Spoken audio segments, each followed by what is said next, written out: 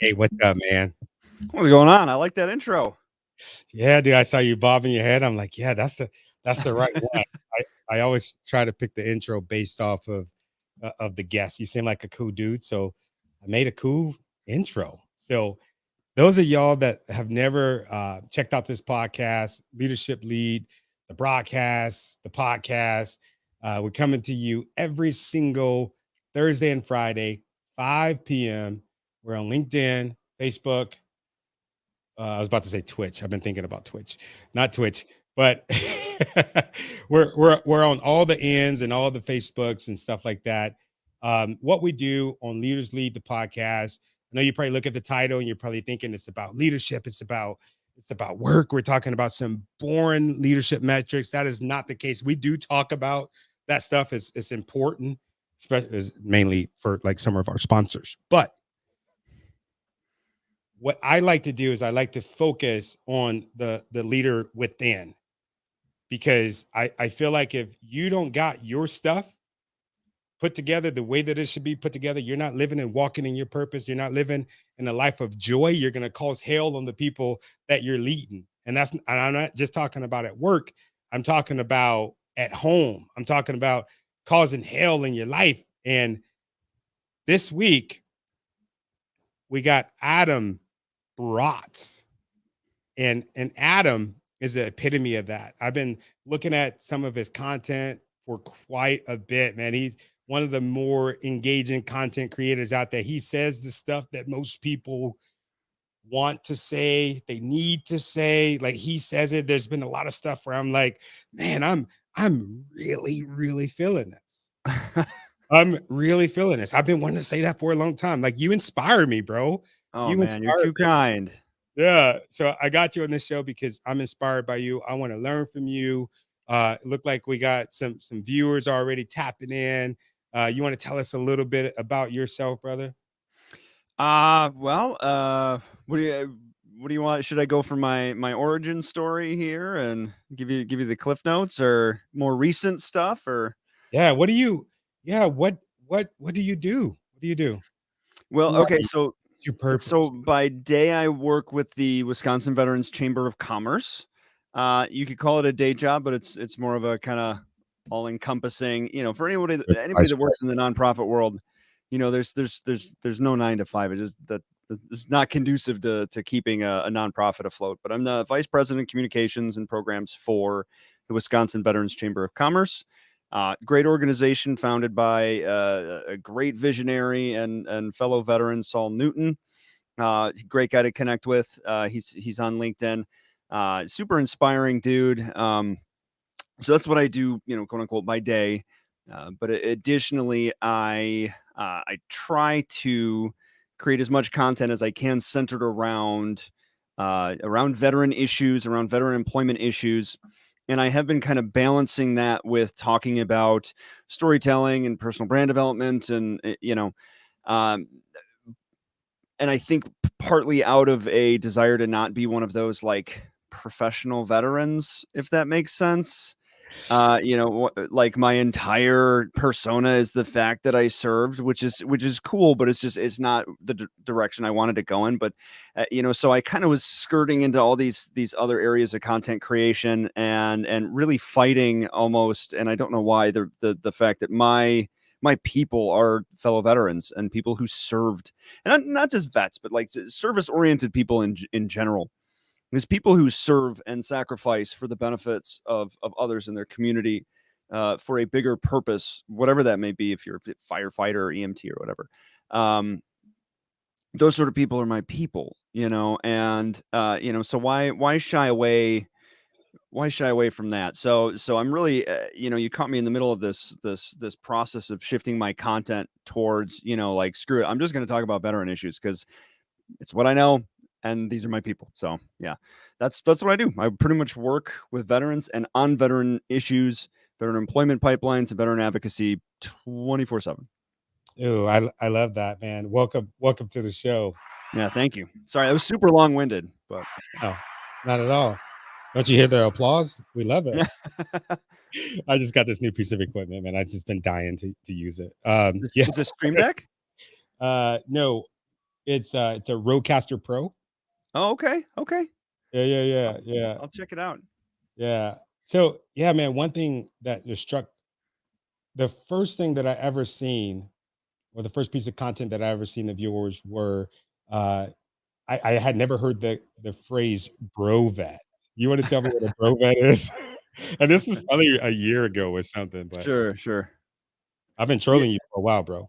Oh, it's man, the Brovet thing, it's amazing how many people got, like, really upset by that, and I had to and it was great because it was like I had a lot of things to talk about for months after that almost, like, really just clarifying and solidifying my position, and that's something that I found effective in content creation is I say something truthfully, I say something from the heart, I say something authentically, and I'm not attempting to be controversial, but there's no issue really without controversy these days, and veterans don't have lukewarm opinions about anything, generally speaking. So I say things, and then depending upon the reaction, because you only have so much time or space or text or whatever to express your opinion or share your story, it gives you an opportunity to clarify your position,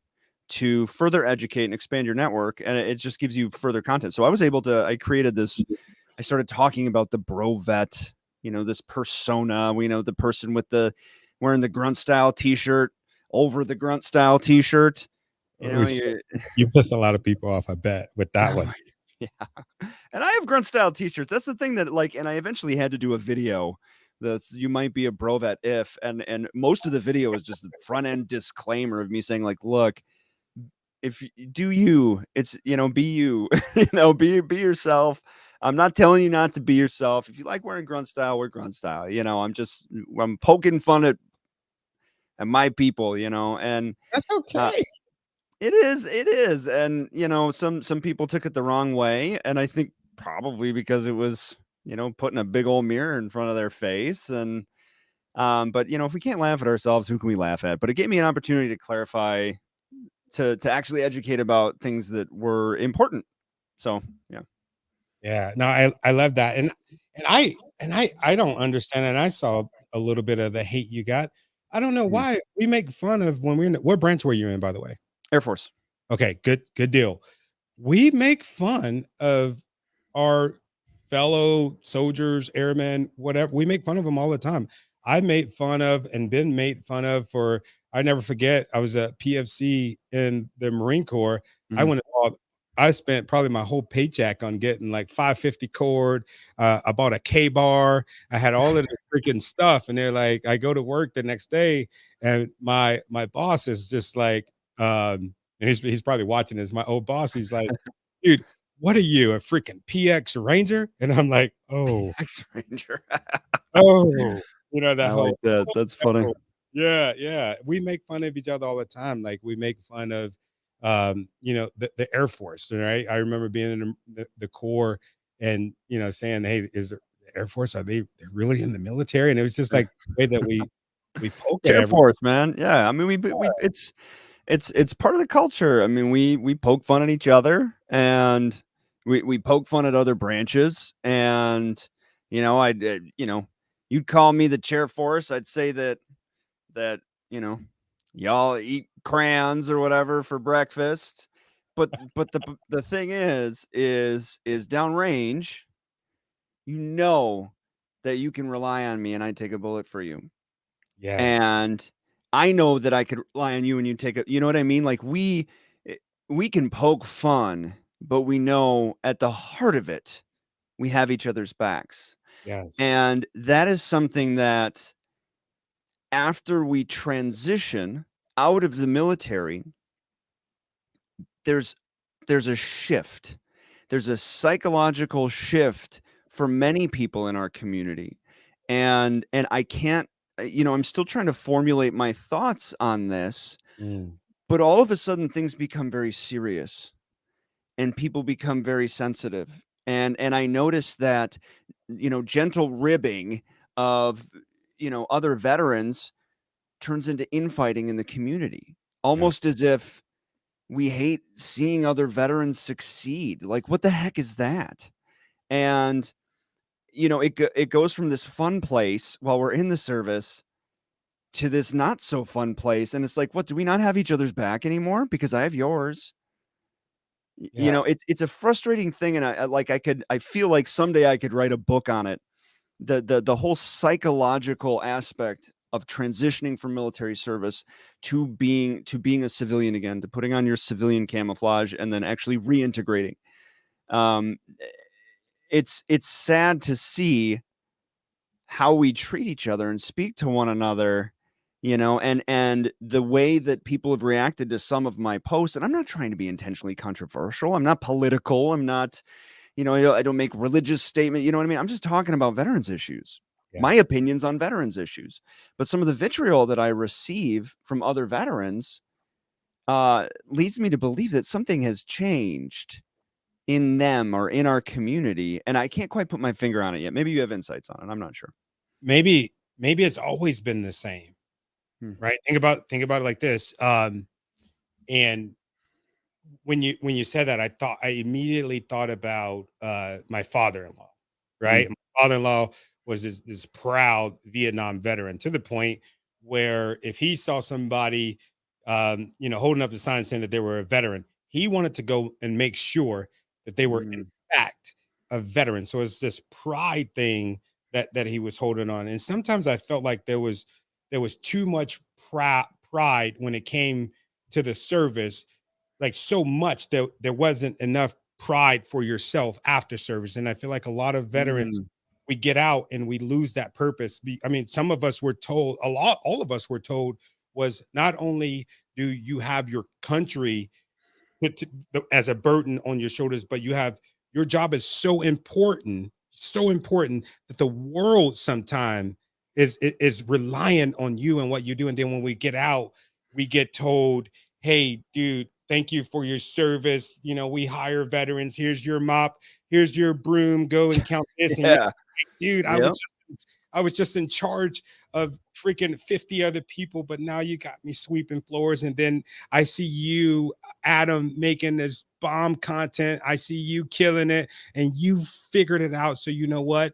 We're not supposed to be in this barrel, so I'm gonna pull you down. We're crabs in the bucket, kind of like. Mm. I don't know, but yeah, uh, I think I, I think it's you hit the nail on the head, and we transition, and there's so much. People are shocked to when I say that there's veteran prejudice in the workplace, and there's bias against service members in the civilian workplace and in the civilian world. And people who aren't in our community are like, "What are you talking about?" I just got in a back and forth with somebody on TikTok about that today. He's like, "You guys have the TikTok VA." What's that? I say you're TikTok beefing. I like it. Oh man, yeah. Well, I'll kick that beehive all day long, man. We Yeah, I'll have just the push. VA. What's that? That what that person said? We have the VA. That's why. Oh yeah, he's like, you guys have programs, and you have all these things to help you with employment. You're getting preferential treatment, and you're whining about blah blah blah blah blah blah blah. He's like, there are places out there that have guaranteed employment for vets, and I'm like, okay, what kind of jobs? Like you can't tell me that anybody with 4 years of work experience, training and education and soft skills, uh, is well, nobody should have a minimum wage job. It's nobody should have nobody should be paid a non-living wage. I don't Especially care at who this you minimum are. wages. Yeah.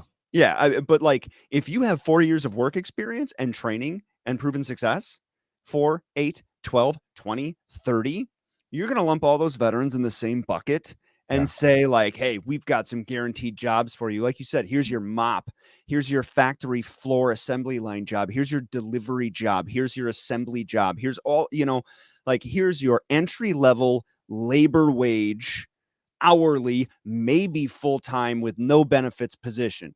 you're an E8, you're getting paid 80 grand a year with these huge responsibilities, and then you get out, and this is what in many cases is offered to you.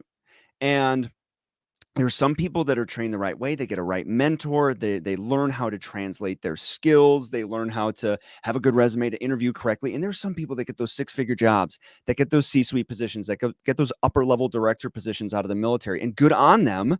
That's great. That's seriously in the minority, though. It deserves to be way, way, way, way higher. We're just not trained properly on that process. And so a lot of times, way too often, veterans get either offered or put into an underemployment situation. Yes.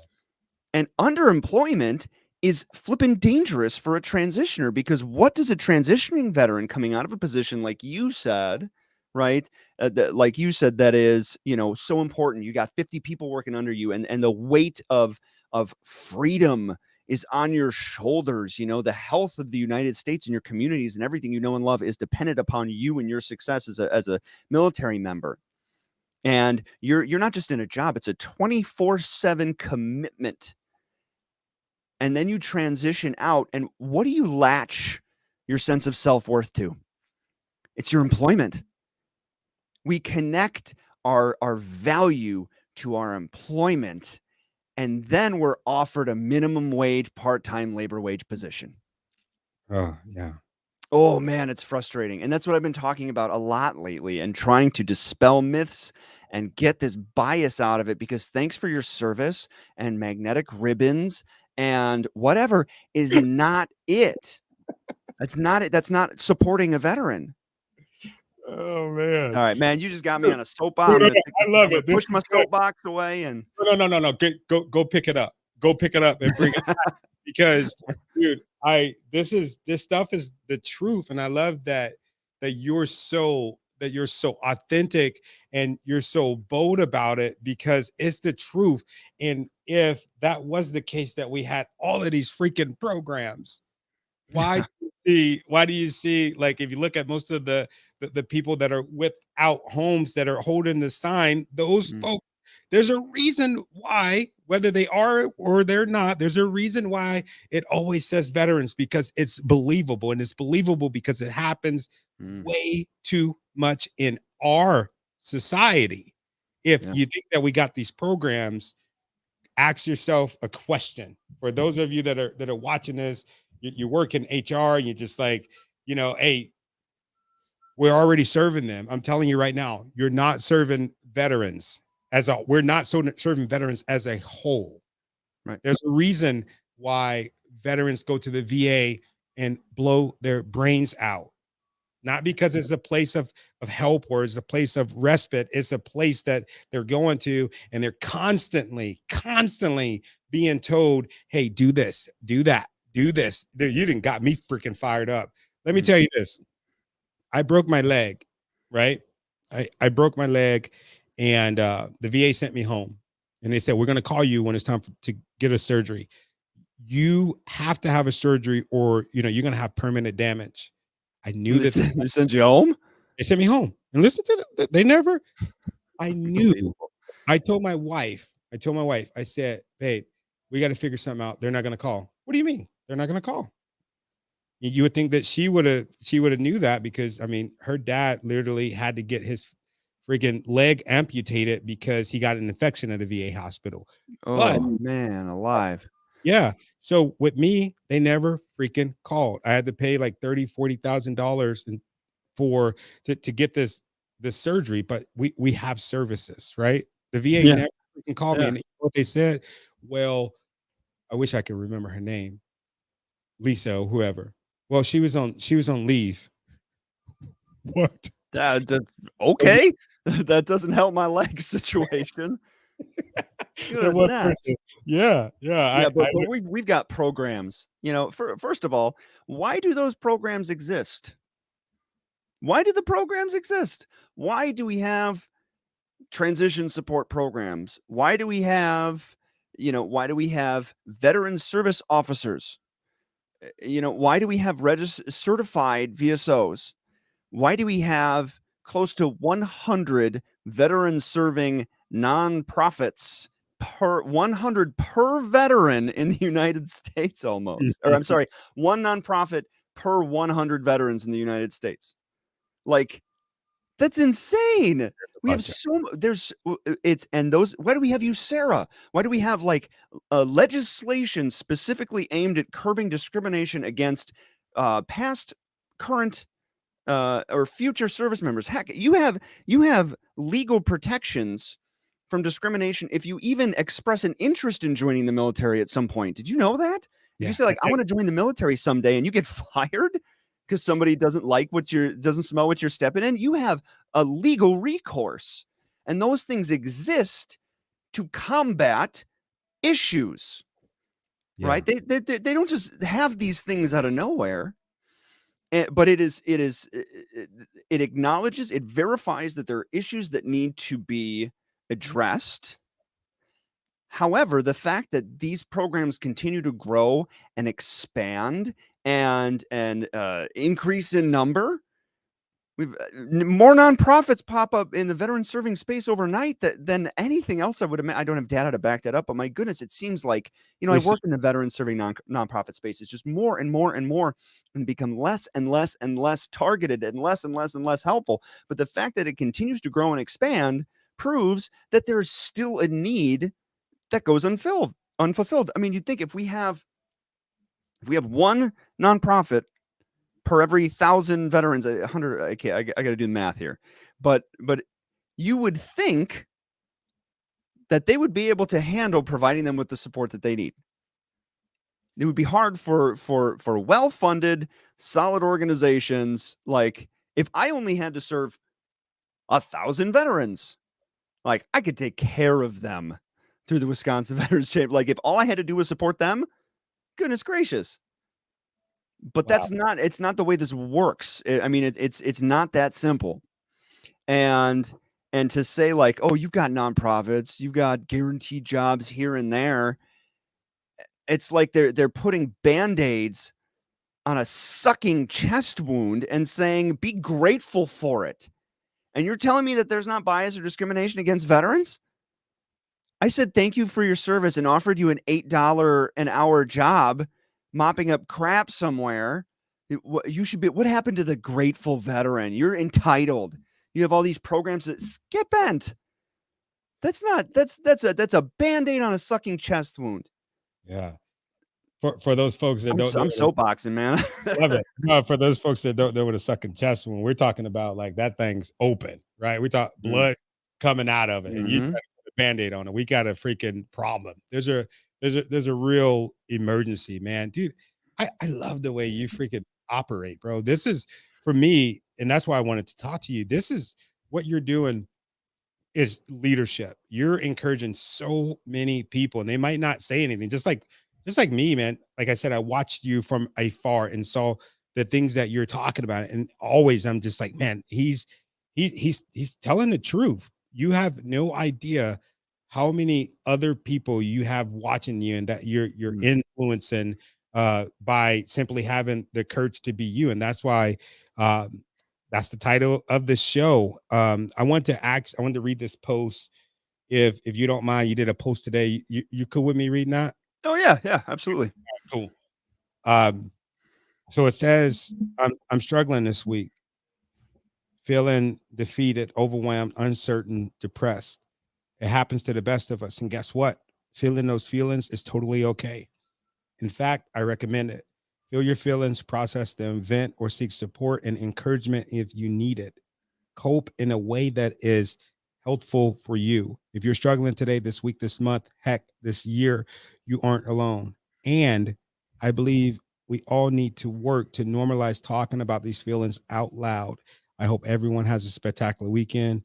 I'll be busy taking a few mental health days. Bro, I'm so excited and grateful to you for spending this day with me. Oh yeah, man. I read that and I was inspired because I'm like, there he goes again. There he goes again. Dude, you're inspired. Like, where did that come from? What were you feeling when you made that post? Man, I don't really know. I mean, it's been a rough week, and I'm not really sure exactly what it is. You know, I do struggle with mild clinical depression sometimes, especially when the weather gets a little nastier or whatever. And I live in Wisconsin, so that's like half the year. But you know, Wisconsin. what's that? Wisconsin. Yep, yeah, up here in the I mean, it's beautiful here, like 6 months out of the year, I tell you what, it's fantastic, but yeah, 6 months out of the year, it's a lot of people have seasonal affective disorder here, and if you lived here, you know why. I mean, there's just it just gets gross up here, but, you know, I've struggled this week, and I found myself, you know, like, napping a lot and, you know, not eating the same way I normally do. And heck, I had a live stream scheduled. I've never done this before. Never. I had a live stream scheduled for Thursday and I got to the morning of, and for no reason, no conflict, no nothing, I canceled it. I was like, I don't have this in me today. I have never done that before. I've felt like it before, being like, oh man, I don't know today. But for an entire year, I've dedicated myself to doing at least once a week a live stream on YouTube, and this was the week. This Thursday was the day that I was like, I just can't do this, and I canceled it. And I didn't say anything. I didn't like post like, "Hey guys, I'm sorry I can't make it." You know, not like I have like a line of people waiting to hear what I have to say about anything. You do. But well, I didn't make. I just like I canceled. I bailed and I hid. It, you know, and so this was kind of my explanation, like in case anybody's like, is there something going on, like what, you know. S- so I, you know, I was feeling overcome with this, like this negative feeling, this burden, and seeing that as an opportunity to, like I said at the end of the post, to normalize it. Like, if there are indeed people that are reading what I say and listen to the things that I say, like, it is my responsibility to try to use that, whatever platform that may be. And I don't have 100,000 followers. You know, I'm not like a famous influencer or anything like that. But like, whatever platform I have, to use that in a responsible way to affect some sort of positive change. That is my responsibility. And and one thing that people are infuriated about with social media is just how fake it is. Aside from the polarization, like, that's, my god, but like the fakeness of it. And I'm glad to see that the golden age of the Instagram influencers is dying. You know, there's still the Instagram influencer, you know, people making posts like that, but they just don't make tens of millions of dollars for just existing anymore. I mean, that those days are gone, and I'm glad to see people starting to latch more onto the authentic and the real. um that other stuff will still exist, but um I would love for more people to see more positive voices and more forthcoming voices about things that are not great. I mean, everything on social media is like, oh, my kid did this and I bought this car and I blah, you know, like, all I these woke things are up to this. great. Hashtag blessed. Like, I'm humble bragging my whole flipping life away and creating this false narrative when inside I'm hurting. When behind the scenes I'm hurting. When behind the scenes I'm being a jerk to my wife. When behind the scenes I'm not supporting my kids the way that they need to be supported. When behind the scenes I'm feeling unfulfilled in my career and my life and all, you know, like, all of these things. I mean, the more perfect you see somebody on social media, you know that there is stuff going on. Everybody has stuff. And seeing that fake, that facade, that veneer makes people that are struggling feel more alone and isolated, because it makes them feel like they're wrong for feeling that way.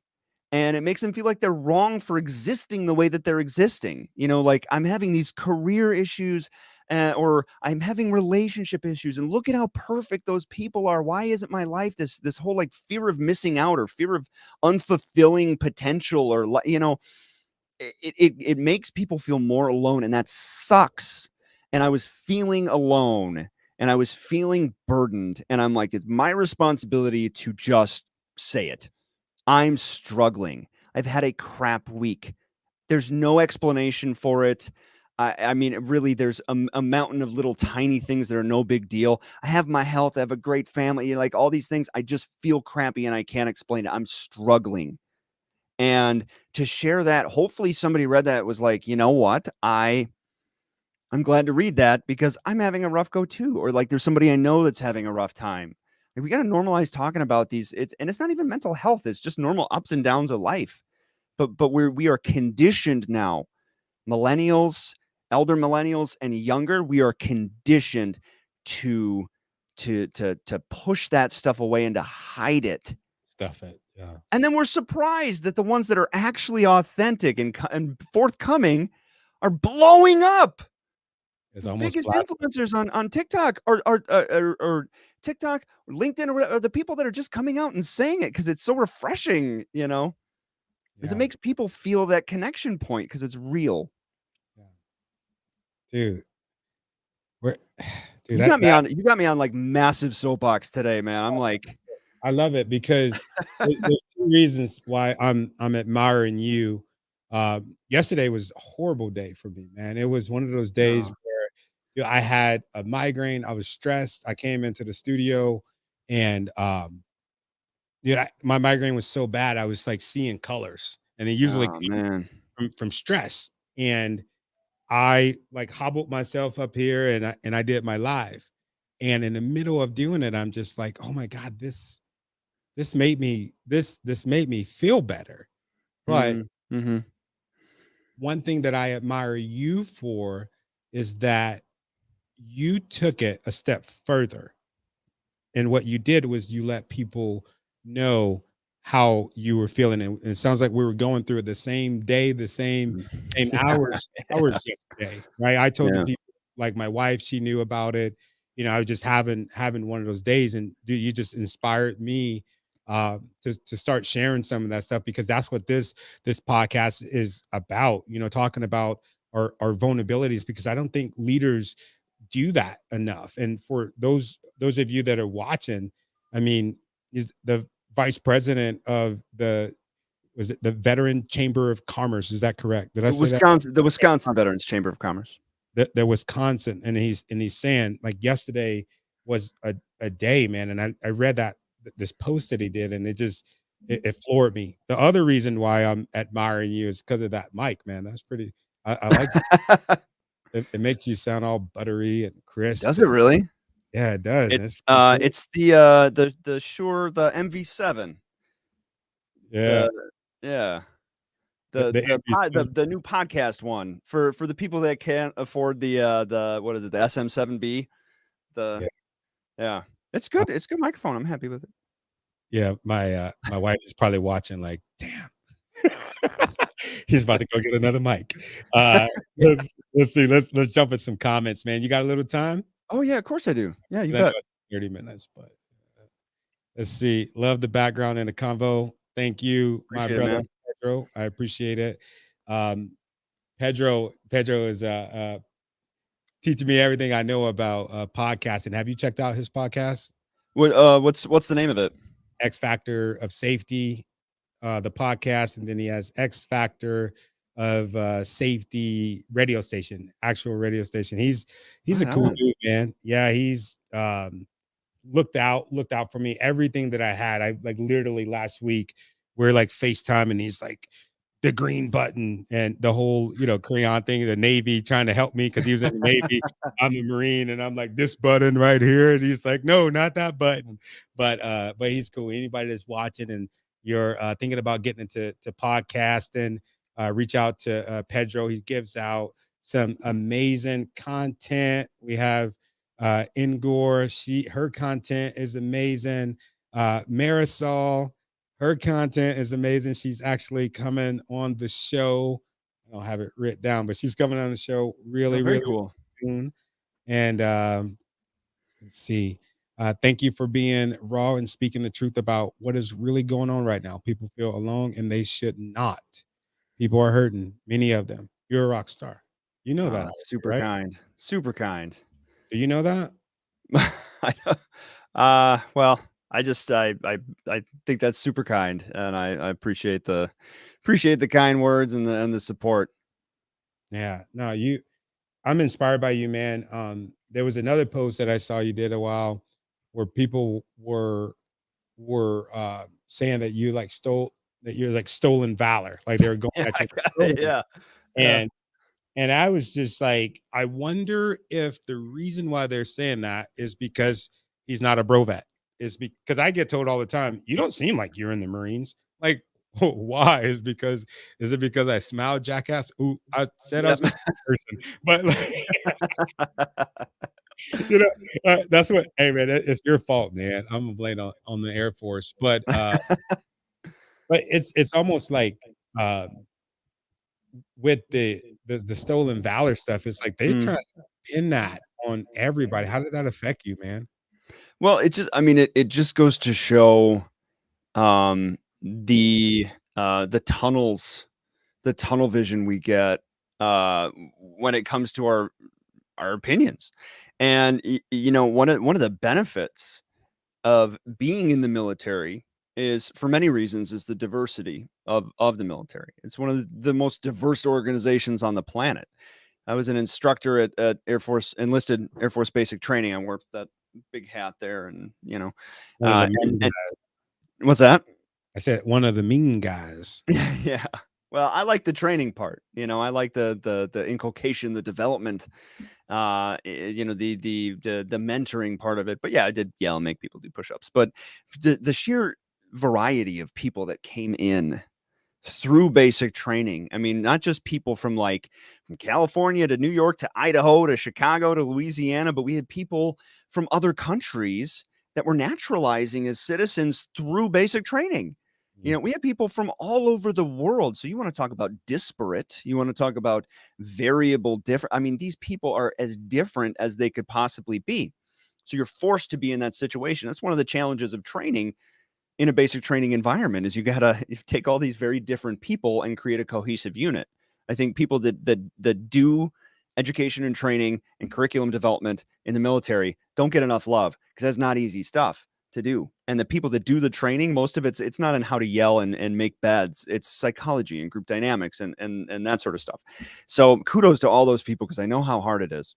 But the point I'm making and even in your work as a military member, you are surrounded by people that are very different.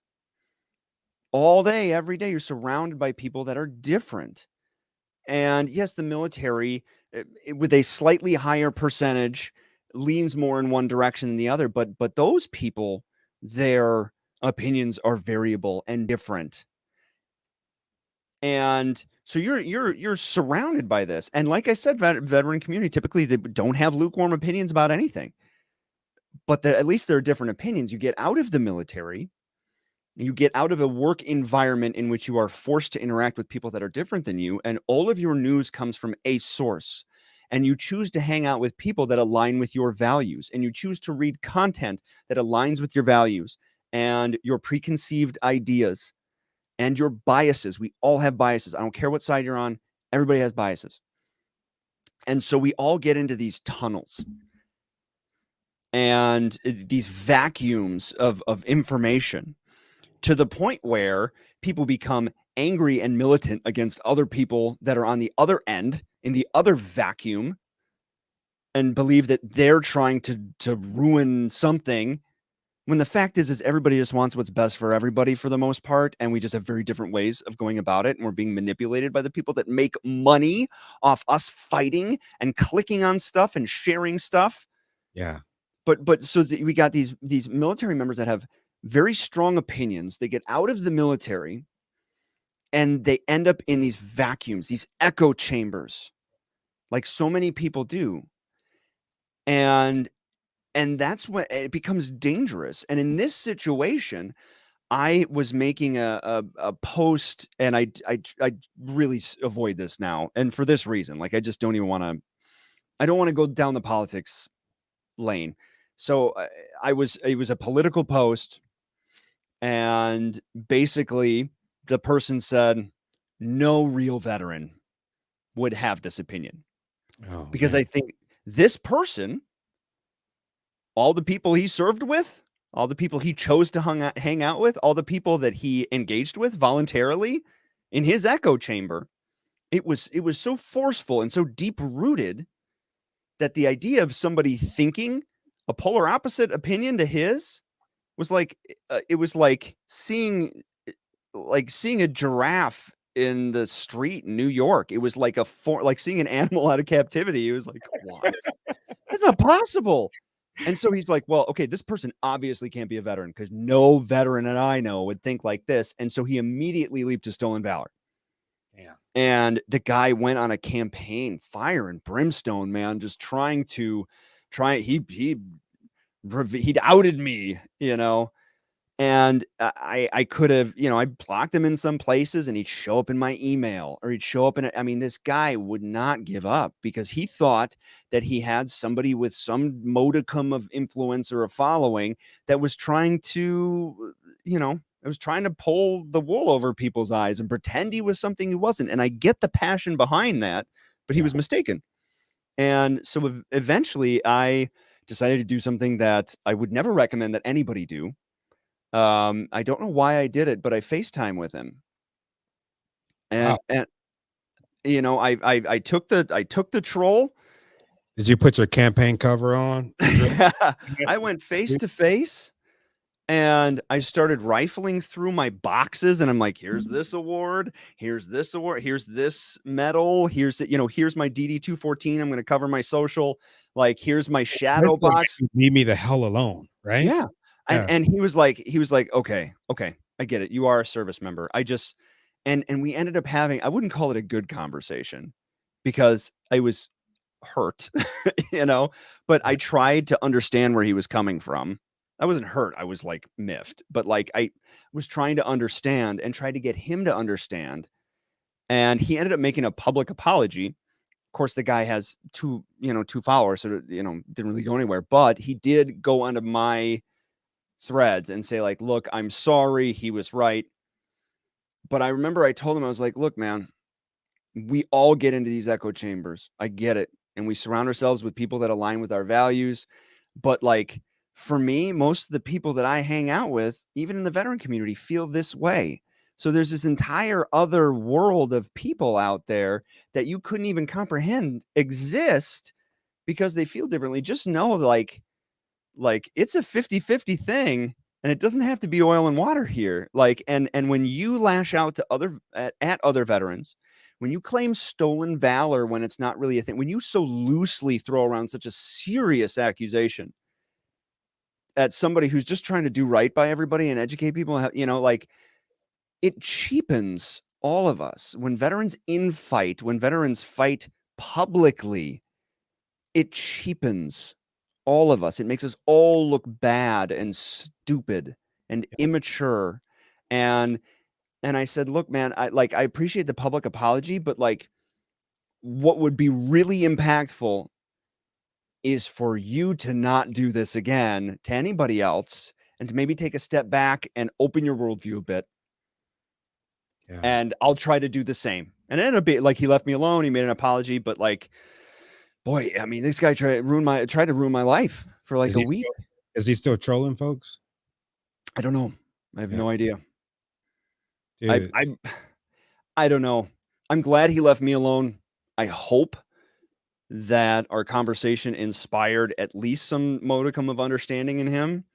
But I mean, right now, I don't know. I couldn't confidently say like, oh, I'm sure he's good now, because so many people are so angry about so much because we're conditioned to be that way, especially about people who believe a different political or socioeconomic opinion or whatever, Yeah. It sounded like he was hurting. Yeah. That's what I get from that. As soon as you told me that, I'm like, damn, it sounds like he's hurting. And then you let him know, dude, this is really hurting me.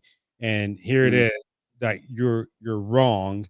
And I think that's good that he did that. And that's one thing about leadership on your part and on his part. He could have just said, dude, I don't care. I'm still at you. But you said, dude, look, I'm going to be vulnerable. I shouldn't probably do this. Don't have to do this, but this is who I am. and you also took the time to educate him, which I think is very commendable of you. That's dude. That's I wouldn't, man. I'm not mature enough to do that. I, don't- I don't know. I mean, I don't know if I'm mature enough to do that. I just did it. I mean, maybe even it came from a place of fear, like maybe it was like, honestly, I considered changing my registered business address to a PO box sort of thing because people do scary stuff. Yeah. And it really is, if you read any of Pat Flynn's books, and I can't remember which one it was. Pat Flynn's good, man. I saw him speak at the Military Influencer Conference in DC a few years back, and he gave me his book Super Fans, which is a fantastic book. You good? Signed it for me and everything. But I'm pretty sure in that book he talks about, as you grow a following, protecting yourself. And that's never anything that I had never considered that before. But some people are nuts, man. Like I've gotten over my very lukewarm opinions, even staying away from politics as for, as long as I have, as much as I've tried to, like I still get like threats of harm. Wow. Yeah. It's crazy, man. I don't get people sometimes. Yeah, that happened hasn't happened to me where people want to hurt. Well, I've had people go on their little freaking rants. Usually it's because of whatever, I Mm, don't like you no more. You told me that you're gonna do this. You found out like who I really was and you wanted to protect yourself. So I'm gonna try to hurt you, that kind of stuff. I've had mm. people call and say, I'm in danger. Can you that kind of stuff, but not that. But dude, it takes a lot of courage to step out and do that. And you had to know that you're gonna get some hate, especially having an opinion that might not be popular Mm. uh to certain groups. And that shows a lot about you. That shows a lot about your character, and it shows way more about their character. Um Well, so those people are probably all hurting. I mean, like you said earlier, yeah. no happy person, no fulfilled person acts in that way. And um, you'd asked me before we met for a quote, and I was like, man, I could, whenever anybody asked me that, I was like, I can't think of a good one. I don't know, but I do have one. Right. Connection of mine from LinkedIn says, life is like a video game in that you're headed in the right direction when you run into bad guys, and you run into more guys, you run into tougher bad guys and more challenges and more hurdles and speed bumps and puzzles and whatever. Like you're headed towards this finish line, towards this feeling of success or whatever. I can't remember exactly how he put it, but I thought that was great. Like it, 9 times out of 10, if you have people reaching out to you and saying negative things, it's because they see that you have a successful podcast and they see that you are putting yourself out there, having the audacity to put yourself out there to try, and to have success with it like you have. And it drives them crazy because those people, they're threatened by it because maybe they didn't try, or maybe they tried once and failed, like it makes people uncomfortable, Yeah. and so you keep doing you, man. Keep if you like, I tell anybody that, like, if you run into haters, like, you're headed in the right direction. Unless, I mean, read the room. Unless you're getting ratioed, you got a million comments, and maybe your opinion is not so popular, and you need to rethink a little bit. But like Yeah. general haters that are just reaching out because you're being seen, I Yeah. mean, that's validation that you're doing the right stuff. Yeah, I appreciate you saying that. It's yeah, and I say that it comes from her just from one incident. Yeah. Man, is this dude just going at me. It was it was a dude that was going at me, and I had wrote out this freaking long paragraph about this long, freaking like killing him with these words. So it was good, man. I Mm-hmm. might still have it saved in my phone in my notes section. It was so good. I had to take it off off of offline to make sure that Yeah. my punctuality was on point. There you But go. Yeah, I've been there. yeah, something told me, I don't know if it was myself or if it was my wife that said, "Look at his page." I can't remember, but I looked Mm. at his page and I saw that he had just went through a divorce. I saw that he had some custody issues. I saw that there was some suicide stuff there, and immediately I Mm. I felt like his pain, and I was just like, damn, he's suffering. So I wrote him back and just told him, dude, I love you. I told him listen, I know that we got off on the wrong foot. If you need somebody to talk to, I would gladly, I would love to talk to Mm, you. I wish you nothing but the best. And I went back, and I don't think he said anything back to me. He mm, loved the comment, but he deleted all the other stuff. And I was just like, mm. wow, did I just mature for 20 seconds or what? But You could have saved a life, man. And that to me, like the empathy that you showed there and the understanding is rare. And to me, like, talking about leadership and leading, like you can't be an effective leader without empathy. You can't be a leader of men and women. You can't lead people without empathy. Narcissists and sociopaths are sometimes charismatic enough to inspire short-term compliance, but not love or trust or those sort of things that true leadership connects and inspires. So like you showing me, you expressing that empathy right now, it just shows me that you're a leader I could get behind. That's such an important quality. I appreciate you saying that. Dude, you're amazing, and I know that all the viewers they know it, they believe it, they see it, and they're like, man, I want some of what this guy Adam got. There's got to be a product. There's got to be something that he does that he can help me with. Like, what is it that you do outside of the chamber? Well, I do communications consulting, communications and storytelling consulting. So if somebody has, and I do that very casually. It's not like I don't have a hard sell or an upsell or anything. I mean, it's if You don't have they're no funnels. yeah, if there's a business or a brand that is, you know, uh, well, everybody should be into storytelling. I mean, that's how you develop your business. That's how you raise funds. That's how you do, that you can build an entire foundation for a brand on a story and through effective storytelling, even more so than a product. I mean, heck, you could have a good product and a bad story, and you're not going to inspire anybody to click buy or purchase or connect or anything like that. So helping people tell their stories and helping people with their communications and whatnot is something that I do. In the process of writing a book, the pre-sale is done already, but I mean, if it's called LinkedIn Mastery for Veterans and Transitioning Service Members.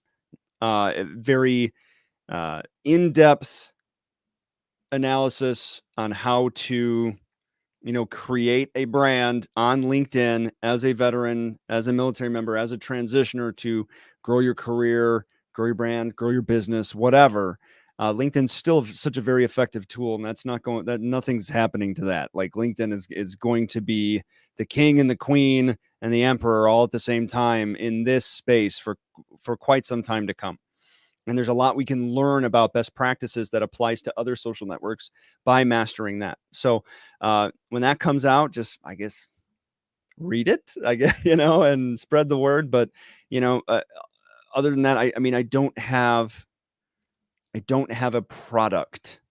You're the product. Yeah. I mean, it's someday, Yeah.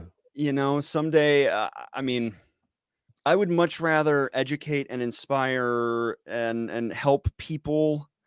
And if I could build a large enough network that, traffic alone through YouTube could pay the bills or whatever, and I wouldn't have to worry about selling a product or whatever, so I could just have more of an opportunity to help and educate. Like that's my vision, and it's so I'm not like, I don't want to come out with a, Adam ode to Adam cologne or whatever and make $1 million or whatever, just be able to keep the lights on and help people, because there are so many awesome people out there that helped and taught me and mentored me and whatnot. It's just, it's our responsibility to pay that stuff forward. Oh, I love it, man. I appreciate you hanging out with me. Yeah, Uh, man, this is fun. yeah, send me the link to the book once you Sure. have it for sale. I'll push it through to my people. I'll make sure that I buy it as long as you promise that I can get your autograph on it, because I Oh know yeah, easy going peasy. man. It'll probably be out early next year sometime. Okay. All right, good deal, man. Thank you, man. I appreciate it. I'm gonna close really quick. You want to hang Mhm. out if you got a Yep, little I bit of will. time? All right, thank you so much. Guess it's just us.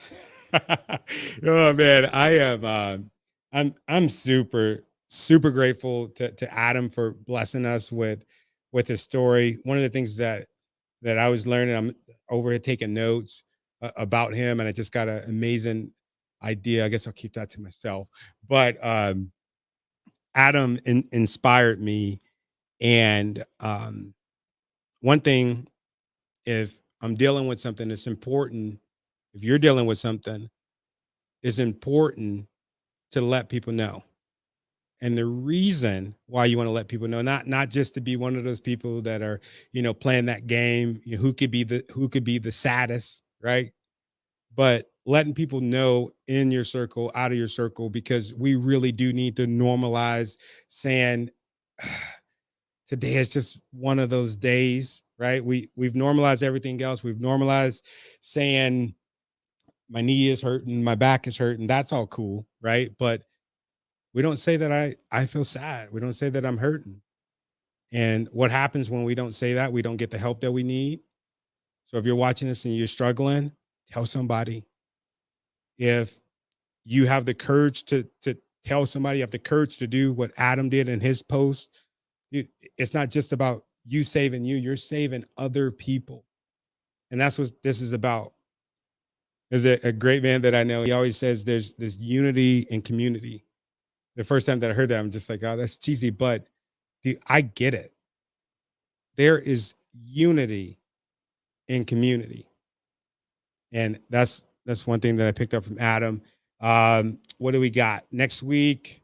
Thursday, 5 p.m. I'm not streaming. I wish I was, but I would probably get in trouble because it's Thanksgiving. Friday, we might have a surprise guest. And then I'm working on doing an interview with this amazing guy that I met, Dennis Walters. He is in the PGA, or the golf, all of golf, not just the PGA, but all of golf across the world, Hall of Fame. And I think I'm going to pull up his story really quick and show it to you. I hope it's inspiring. Let me know in the comments if when I play this, y'all, if there's like some echo or something. Still trying to get the hang of this.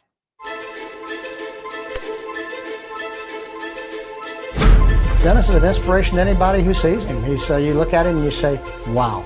He inspires so many people. I marvel at how well he does his work when I see him swing a golf club. There's always light at the end of the tunnel. I just love this guy so much. An elite golfer, Dennis Walters was getting ready to join the PGA Tour.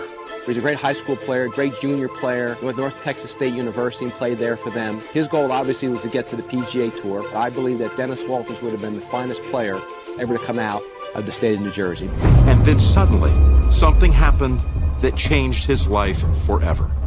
He said, Ralph, come quick. Somebody flipped a golf cart. I think it's Dennis. He said, Ralph, it's serious. I can't move my legs. But when the doctor said, you're never going to play golf again, that made him angry. But Dennis never quit. I figured I was never going to accomplish anything when I was laying in that hospital bed. And I figured if I get out of this, I'm going to never give up trying to figure out a way that I could play golf. His rescue dogs have always helped Dennis, both at home and on the course. Never let anyone tell you that your dream is impossible. Dennis Walters pioneered adaptive golf for people with disabilities. And if your dream does not work out, that's okay.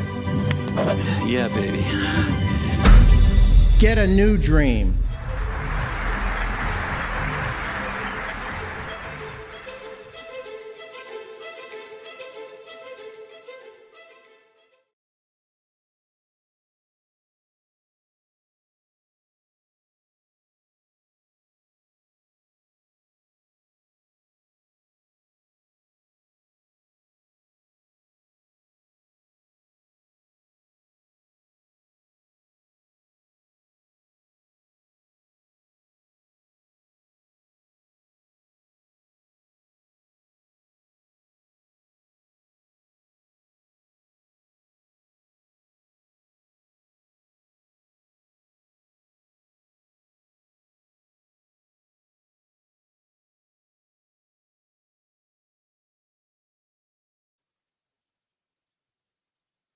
All right.